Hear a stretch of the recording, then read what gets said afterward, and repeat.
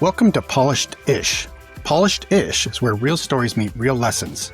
Hosts Ruma, Julianne, and Gerry share unfiltered conversations about failure, growth, and the messy beauty of life, proving that imperfection is where the magic happens. So pull up a chair, because life isn't polished, it's polished-ish. Welcome to Polished-ish, where life isn't polished, and neither are we. We are back for season 2! Yes. Woo! Wow. We have Excellent. officially kicked off season 2, episode 1. So exciting to have the first season under our belt and taking a little hiatus, but it's great to get back with you both. So good to see you and hear you. What have you been up to? Farm chores. A lot of farm chores. Fences, ditches, dead chickens. It's all very glorious. Me versus Mother Nature, and she is winning. How about you, Ruma? I had a daughter graduate high school, got into college, is getting ready to, fly the Congrats. coop in Nice. a couple of weeks. And she turned 18, travels together as a family, spending some time together, which has been really excellent. So it has been, and then work, of course. But it's been a busy couple of months, but really good. But so good to be back. Yes, of course. Yeah. Hey, we ended episode 10 last year on personal branding. We kind of gave all the listeners a little bit of a task or homework to do and go away and check on their branding and ask some questions of various people. We'd love to hear either in the comments of the podcast, or you can email us at, what's the email again, Julianne? Polished-ish, the podcast at Gmail. Email us how that went. We'd love to hear from you on how your homework went and what your brand's looking like. We'd also like to hear if you have any topics or anything that you think we would like to discuss or you would like to hear from us about. We'd love to hear in the comments or the email anything that's on your mind that you might want us to think about. Anything to We add to want that? this to be a dialogue with the community, because we can blather on forever. We never run out of things to yuck it up about, but we'd love to be hearing from you guys too. And what could, you avail yourselves of that we might chat about that is a common experience or something you're dealing with or challenged by or learning from. Fantastic. And we are on quite a few socials. So we are on X, Instagram, Blue Sky, Facebook, YouTube, Spotify. Spotify, Apple, multiple other podcast platforms, LinkedIn. Can't get away from us. You just can't get away from us. So pick your poison and add into the comments after the episode's posted there if you have anything that you'd like to share with us. We'd love to hear from you. I'm going to add in a little plug as well. This is a very organic community. So if you hear our episode and if you like it, do share it with your friends. Do share it with your colleagues and see if this might be something that they might enjoy as well. So, we really hope that to build a community as we evolve Polished-ish season 2, and we'd love for you to be a part of it. Well said. Amen. Well said. Bravo. All right. So today's topic, this one's this one's going to be juicy. It is around imposter syndrome. So have you ever experienced in your life the feeling of imposter syndrome? And I'll let you sit there and think about that for a second, because I pulled it up in one of our AI agents and asked just what imposter syndrome was. Here's some of the common signs. You attribute your success to luck, timing, or other people. Downplay compliments or praise. Feel like you have to work much harder than anyone else to earn your place. Avoid new opportunities because you're afraid to fail. Constantly compare yourself to people who seem more competent. You think, if they really knew me, they realize I'm not qualified. I definitely have some of those. All of the above. All the above. So I'd love, give me an idea of when you have experienced imposter syndrome. I'd love to hear it. Julianne, do you want to go first? Let me say this. I always wanted to be a writer. Since I was 12, writing poetry, it was always my thing. I always wanted to be a best-selling writer, right? So I published my first book more than 20 years ago, and I still don't call myself a writer. It's a bestseller. I'm still getting royalty checks. And the thing is, it's I don't. Yeah, there we go. Like it's so challenging to in any way shift your identity, because when I think about who are writers, it's like Hemingway and so many, and it's like I would never put myself, and I'm not trying to, in that class, but I notice that even when, at least for me, when you're doing the things and other people from the outside see it a certain way, you internally, I don't see that. Does that make sense? Yeah, Yes. totally. Absolutely. Well, Julianne, you have a published book. You are a writer. I have two, and I have you two more published here. books. I'm finishing, but the thing is, it's like it's that the devil is in the comparison, right? It's like you're constantly, I always feel like if people really found out or they knew the journey, which we know is so messy. Anyway, enough from me. You guys tell me yours, so I'm not out here alone, vulnerable and shaking, quivering. If I have to share my imposter syndrome examples, we would be sitting here for hours. Oh, right? yeah. And so let me just use this example of our podcast. We are podcasters. We have a podcast out. We have solid 10 episodes. And it took me a long time to even talk about it. And, I first tested it within the family and I asked 10 times, was it okay? Did you enjoy it? Did you enjoy it? You're constantly looking for validation from outside because you're constantly saying, okay, well, is it good? Did you actually hear it? What did you enjoy? Versus we always thought of this podcast as something that we were going to put out because we enjoyed it and we felt others could, right? And so that is an example of an imposter syndrome. Like, oh my God, my podcast is so small, right? It's just something we do. Own it. Own that we actually have done something that has maybe even helped one person. And so that's an example that, and I have so many of these. Like I said, all of the above, I have examples in each and sort of somewhere very similar to your, are you a writer? Well, we have a podcast. And so where are we going to be able to, own that and be proud of it? So I think that kind of, for me, goes through everything that we do, right? Yeah. The podcast is a great example because you're right. I mean, the words actually came out of my mouth one day, like I'm a podcaster, but those other big podcasters, I'm not. I have 10 episodes. I'm starting season 2. I'm not a podcaster, but then I stopped and paused. I'm like, well, what is a podcaster? Like, I have episodes. I'm a podcaster. So it's kind of just coming to terms with that and feeling comfortable saying it, even though I don't have 380 episodes and 400 million followers. Is that what success is? No. Yeah. Well, yeah.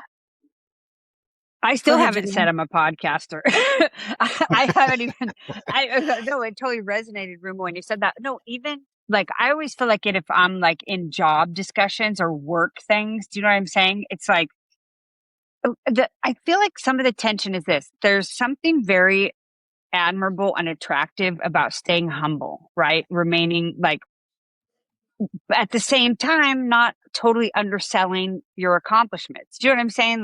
Nobody wants to hear someone beat their own drum all the time. I have this degree and I've done this and blah, blah, blah. But at the same time, some things are just facts. You know what I mean? It doesn't have to be laden with arrogance, or it can just be, okay, sorry, people are texting me. I'm trying to mute. I got a new phone that I can't figure out how to work, even though it's still an iPhone. I know. It's the story of my life. I've had them since the first one. And I'm like, why is it ringing when I don't need it to and not ringing when I do? Okay. But so I feel like there's this tension between being humble, or, you know what, I do you guys know what I'm saying? I don't think it's just me. Not being a braggart, but still at the same time, there are some statements. We are podcasters. It's a fact. We may not be famous or successful or even good. I don't know, but we are podcasters. Yeah. And so I completely agree with you that, it's something that we have all experienced, people who have been there where they're like, I, and me, and look at what I've done. And so we kind of correct for that. And I think there is a balance where you have to, once you start owning that this is what you've done, then there is a way to sort of communicate it, right? And that's, one of the worst advices I actually got very early in my career was, fake it till you make it. How many of you have got that advice? I've heard it many times. And I actually was like, wow, fake it till you make it. I'm just going to go and try my best. It actually, I think, adds to my imposter syndrome, because then I start believing that I'm actually faking it. Right? Whereas actually you're not, you're giving your best. I think the advice I would give young people is just do your best, right? And you're Fake going it to till learn. you make it is like Elizabeth Holmes with Theranos.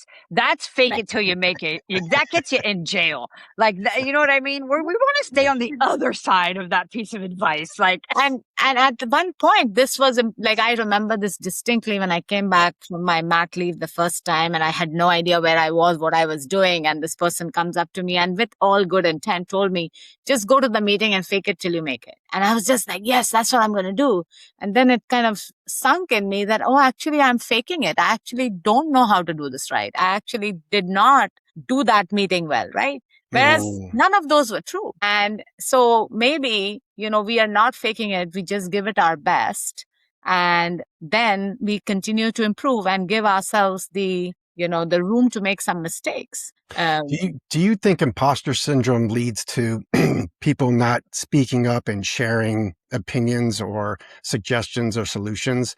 And I think about this, like I would be in a meeting with maybe people that are more senior than me, and I'm like, oh, I have a great idea, or I know how to answer that, or I know how to address that. But if I speak up and I say the wrong thing, then they're going to know that I'm not supposed to be here, or I'm not as smart as everybody else in this room. So that starts to creep in a little bit, that imposter syndrome of being around all these people that you think are brilliant, and you're afraid to offer up anything to the conversation because of looking bad and being found out. Do you think that happens? Yes. And I was going to say, funnily enough, it's like when there's this video clip of Barack Obama, and he's not the only one that stated this, but he's like, yeah, he goes, I've been in those rooms. These people ain't that smart. And so, like, you know what I mean? It's like, no, I've been there. Oh, around those intimidating tables.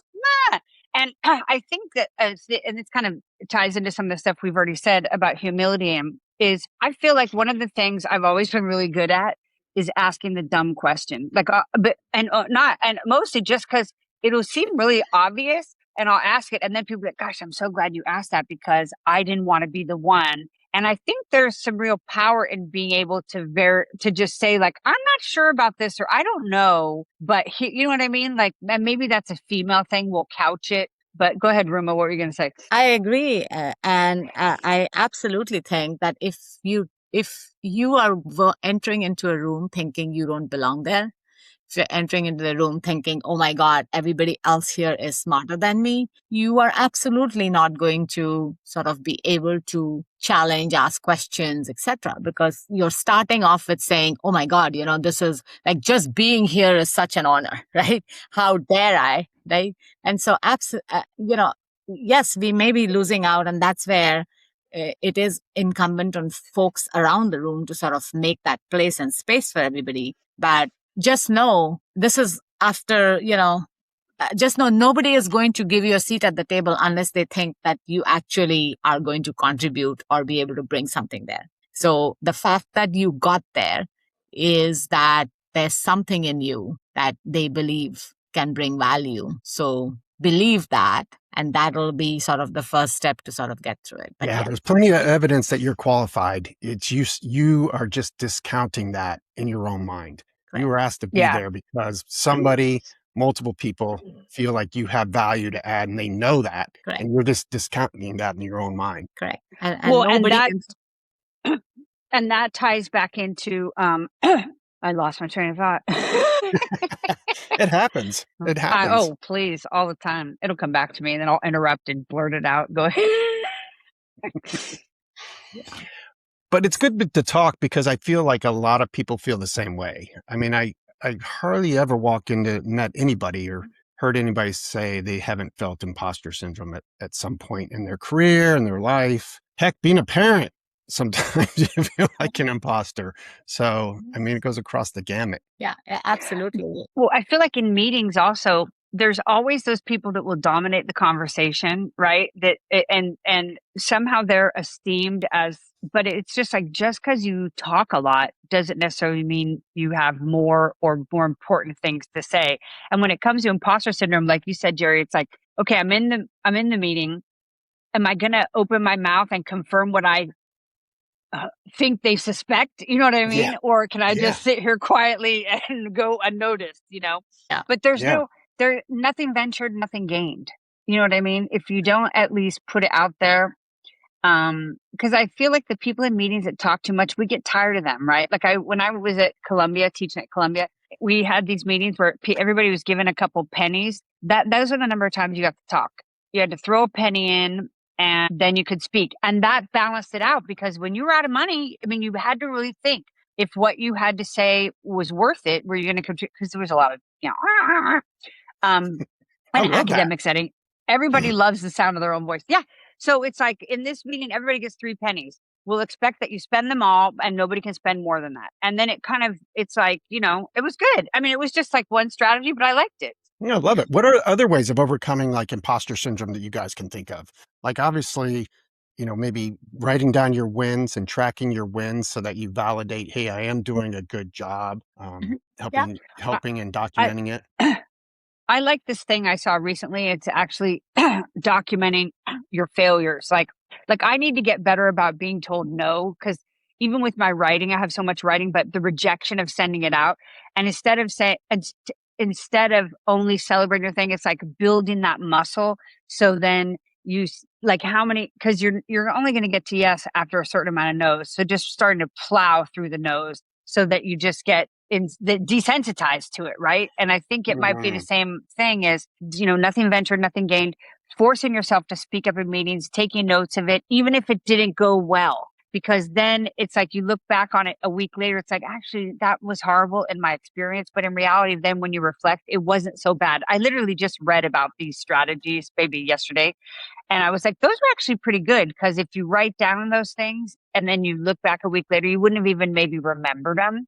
And then you're like, oh, no one else remembers it. It was a nothing burn. Yeah.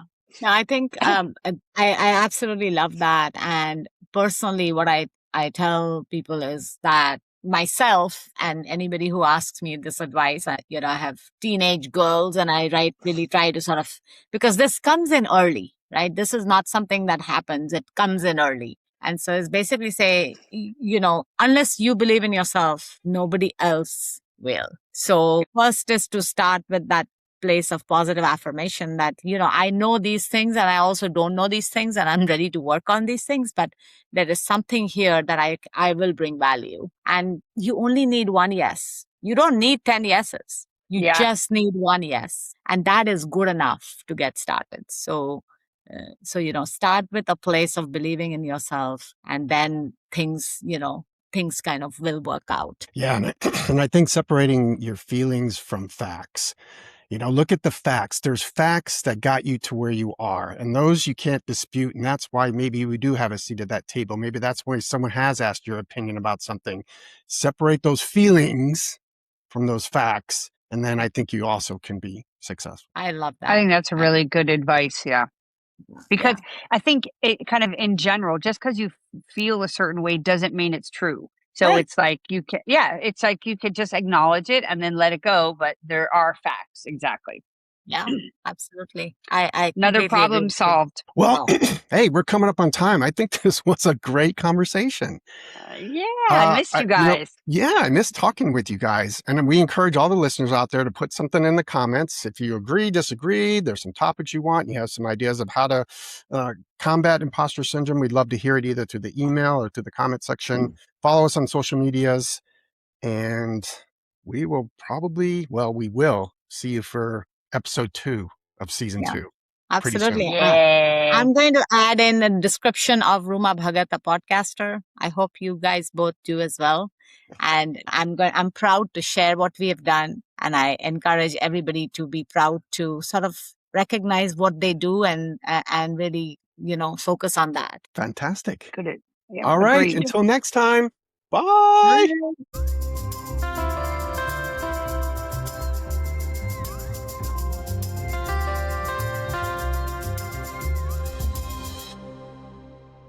The views and opinions expressed in this podcast are those of the hosts and guests and do not necessarily reflect the views of any organizations, employers, or sponsors they may be affiliated with. This content is for informational and entertainment purposes only and should not be taken as professional, legal, financial, or medical advice. Listeners should do their own research and consult a qualified professional before making decisions based on anything discussed here.